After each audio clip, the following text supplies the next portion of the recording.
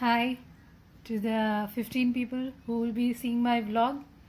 This is my very first vlog and I wanted to talk about my quarantine experience in Singapore. I was out in the UK because of some tragic circumstances. I had to move from Singapore to UK after the 27th of March.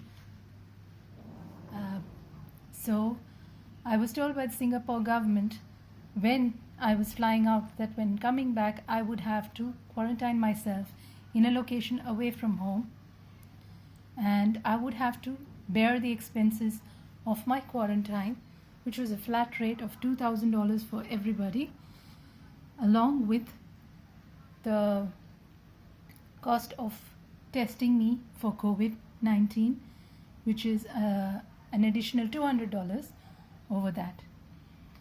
Well, I flew back to Singapore on 10th of July, and as I was coming back from a very tragic experience, I was not looking forward to quarantine at all. I was hoping to do it at home, and I requested for the same.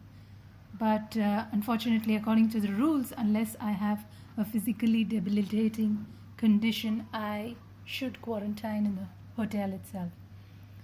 So I just gave up. I just submitted myself to whatever the government had decided for me and the ICA, knowing that they would always look at the best interests of the people of Singapore and me and decide. So at the airport, I was taken through immigration and baggage checking, baggage pickup and all that quite fast. But the COVID sorting took around an hour and a half, where they separated out the passengers into different groups, and me and a few other passengers were led into a bus, and we were told we would be then taken to our hotels. So I had no clue which hotel I'm going to, till the bus turned at the Sentosa point.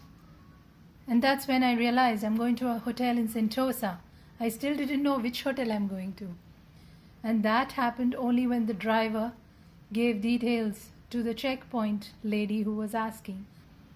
And he said, "We're going to the Shangri-La." And I was like, wow, am I going to Shangri-La? I have never been to the Shangri-La before this. Although I live in Singapore, I have never stayed here. So, well, that lightened my mood a bit. So I came to the hotel. We queued up in front of the reception desk, where we went through check-in. The lady at check-in, she asked us a few details, and she also gave us a thermometer as a welcome gift and a packet of snacks. She asked us details on our food options, preferences, any allergies, before just directing us to our rooms. And I got a room on the 10th floor. The name of the room was Paradise Sea View King, something like that. Well, my room is somewhat like this. So this is the entrance. This is the main door. I came in, and to the left is a bathroom, quite spacious. I was pretty impressed. And down the corridor is my room. It has got a king-size bed in it. It has got a small bedside, small table and a chair, and it's got this view of the bathroom. It's like an open window through which you can maybe jump into the bathroom from here. It is open out here, and the bathroom is quite roomy, so you can kind of have a bath and spend a lot of time here. It's a nice bathroom. It's a nice room. Obviously, it's a Shangri-La. But what actually stole my breath was this. Well, not this wall, but what is behind this door. This fabulous view of the Sentosa beachfront. So we have the pool right in front of us, and we have a beautiful view of Siloso Beach, and there you can see the Rasa Sentosa resort. That's where I'm staying, and you have people vacationing here. Not bad at all. Further away you can see the ships.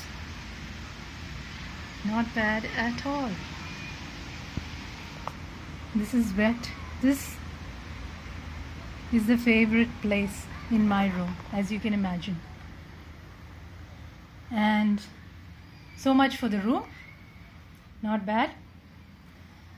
We have added services. So the only rule is that I must not step out of this room for the term of my quarantine, which is 14 days. For that to happen, food is delivered to me every day, 3 times a day. Breakfast at 8:15, lunch at 12:15, and dinner at 6:15. Food usually comes in a bento box like this, and it is according to my food preferences. This is slightly cold because I'm not hungry.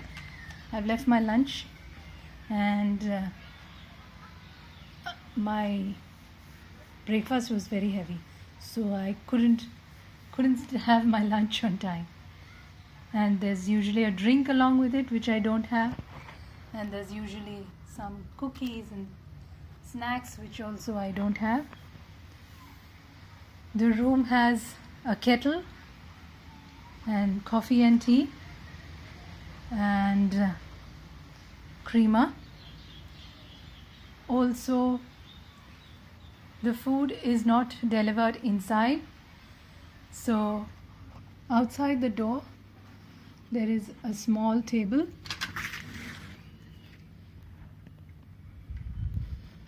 The room service people usually leave the food there, ring the bell. I open the door, nobody is there, the food is there. Take the food, eat it. I am provided with trash bags where I can keep my trash and keep it out, which is picked up by 4 p.m. 4 p.m. is when they come to pick up the trash outside the door. So my food is taken care of, my laundry is taken care of. So they provide us with some water soluble laundry bags that look somewhat like this. Here goes. And we have an allowance of $15 per day worth of laundry. The laundry list is here.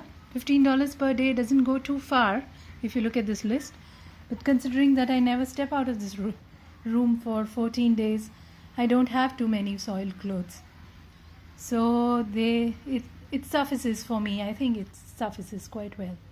So I have to put all my soiled clothes in the laundry bag along with the laundry list and place it outside, and they will come and collect it. And before 7 p.m. the same day, usually by 12 p.m., the clothes are washed and folded and returned back to me.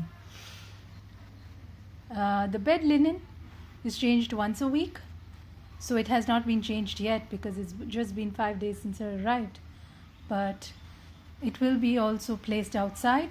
The soiled linen has to be placed in a laundry bag and placed outside. Fresh linen will be given to me outside. I have to replace. Obviously there's no room service because nobody enters.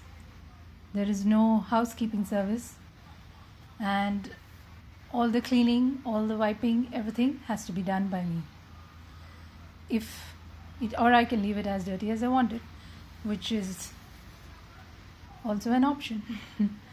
And and apart from that, I get a call at 2 p.m. each day asking about my temperature. Remember the welcome kit I got? The thermometer? Well, I have to use it to record my temperature every day, and I have to tell my temperature by 2 p.m. when they give me a call. Other than that, I get an SMS link to click on, which will locate my position via GPS. And people call on me and check that I'm still in the room. People knock on the door sometimes, and I have to show them my ID and show them that I'm the person who's living in this room and I'm not stepped out of this room. So they're very thorough in their checking. So yeah, it's a pretty good experience. I have Wi-Fi, I have a TV with quite a few channels, and also, yeah, these are the list of channels that I have. Yeah, which is okay. And also, I can stream anything that comes on my phone onto the TV. If I'm watching YouTube on my phone, I can stream that onto the TV, which is pretty neat. And yeah, what did I miss out? Oh yeah, they allow us to have something from our homes if we want. So our family can drop it off at the front gate of the hotel with the name of the person and the room number, and it will be delivered to us. So if I'm craving masala chai, which I was, my husband dropped the masala tea at the front desk and I was able to get it here, and anything else. Yeah, for that matter. Yeah, so I am missing my daughter and my husband, but I think the Singapore government is trying its level best to make the quarantine safe and comfortable for the people who are quarantined as well as for others outside. And kudos to the government for their effort. I am really, really impressed. And as a first-hand experience, I can definitely say that being in quarantine is tough, but these small creature comforts definitely lessen the boredom and lessen the pain. Yes. Thank you for watching.